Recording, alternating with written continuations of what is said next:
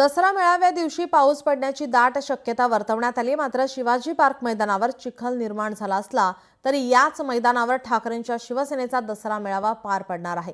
या संदर्भात आढावा घेतला आमचे प्रतिनिधी स्वप्नील जाधव यांनी।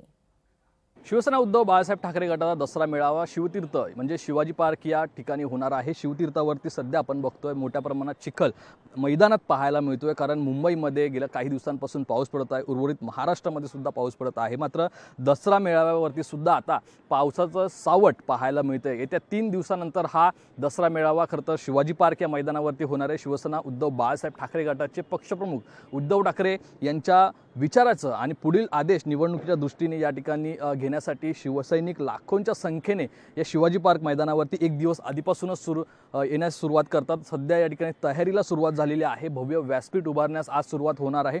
पुढील 3 दिवसांमध्ये ही तयारी पूर्ण होईल आणि 2 ऑक्टोबरला या ठिकाणी शिवसेना ठाकरे गटाचा दसरा मेळावा होणार आहे। मात्र या दसरा मेळाव्यावरती पावसाचं सावट असलं तरी आपण बघतो या ठिकाणी दसरा मेळावा शिवसेनेचा याच मैदानावरती होणार असं ठरवलेलं आहे। त्यामुळे येत्या 3 दिवसांमध्ये नक्की परिस्थिती कशी आहे हे पाहणं महत्त्वाचं आहे। पाऊस या ठिकाणी असणार की नसणार असा प्रश्न आता शिवसैनिकांना सतावतोय। मात्र पाऊस असला तरी दसरा मेळावा शिवाजी पार्क मैदानावरतीच होणार असं या ठिकाणी ठरण्यात आलेलं आहे। कॅमेरा पर्सन विनोद नाईकसह स्वप्नील जाधव, लोकशाही मराठी, मुंबई। लोकशाही मराठी ऐका, पहा, जागरूक रहा।